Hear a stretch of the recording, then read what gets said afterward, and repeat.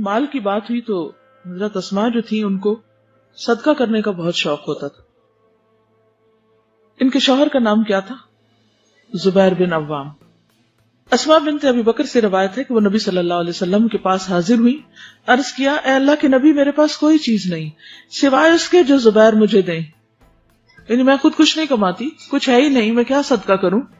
کیا مجھ پر کوئی گناہ ہے کہ اگر میں اس دیے ہوئے میں سے کچھ صدقہ کروں؟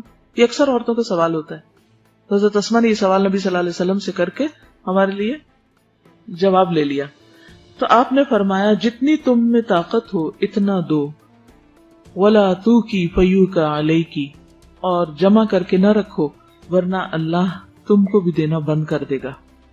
یعنی جو پیسے شوہر تمہیں دے دیتا ہے خرچ کرنے کے لیے اور اس سے تم دنیا کی چیزیں, گھر کی ضرورت کی چیزیں لے رہی ہو تو اس میں سے صدقہ بھی کر دو جتنی تم میں استطاعت ہے. یعنی باقی ضروریات کے ساتھ یہ بھی تو ایک ضرورت ہے نا. سمجھ رہے ہیں اس بات کو؟ اکثر خواتین کو یہ کنفیوژن رہتا ہے, کیا دیں کیا نہ دیں, کہاں سے دیں, خود نہیں کماتے صدقہ کہاں سے کریں, اگر ہم نے دے دیا تو کہیں یہ گناہ نہ ہو. کبھی وہ کچھ بھی نہیں دیتی اور کچھ سارا کچھ ہی دے دیتی ہیں, کچھ پھر مزید چوری کرنے لگتی ہیں کہ یہ کر کے ہم کوئی خیر کا کام کر لیں. یہ سارے طریقے درست نہیں. کیا کرنا چاہیے؟ روزمرہ زندگی میں صدقہ خیرات اسی طرح شامل کر لینا چاہیے جیسے ہم اپنی دیگر ضروریات چھوٹی موٹی پوری کرتے رہتے ہیں. مثلا اگر آپ نے اپنے گھر والوں کے لیے کھانا خریدا اور اس کو آپ پکا رہی ہیں, آپ گھر والوں کو کھلا رہی ہیں تو ساتھ کسی یتیم مسکین کو بھی کھلا دیں, اسے کیا مشکل ہے؟ اب اس وقت آپ یہ حساب کرنے بیٹھیں کہ اوہ نو میں تو یہ نہیں دے سکتی کیونکہ یہ میرے شوہر کی آمدنی نہیں. آپ صلی اللہ علیہ وسلم کا جواب بہت خوبصورت ہے. آپ نے فرمایا جتنی تم میں طاقت ہو, جو تم اس میں سے کر سکتی ہو اسے دے دو اور جمع کر کے نہ رکھو. لا تُوْكِي فَيُوكَ عَلَيْكِ, بند نہ کرو, تم پہ بھی بند کر دیا جائے گا. حضرت اسماء کو چونکہ حضور صلی اللہ علیہ وسلم فرمایا تھا کہ تم بند نہ کرو تم پہ بھی روک دیا جائے گا, تو وہ روکتی نہیں تھی. جو آتا تھا جب دینا ہوتا تھا ساتھ ساتھ دیتی جاتی تھی. اور حضرت عائشہ کیا کرتی تھی کہ وہ جب کچھ اکٹھا ہو جاتا جمع ہو جاتا پھر اس کے ساتھ وہ دیتی. دونوں ہی طریقے درست ہیں.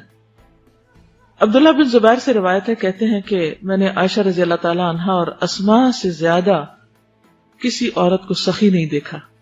بہت زیادہ سخاوت کرتی تھی. ان کی سخاوتیں دو طرح کی تھی.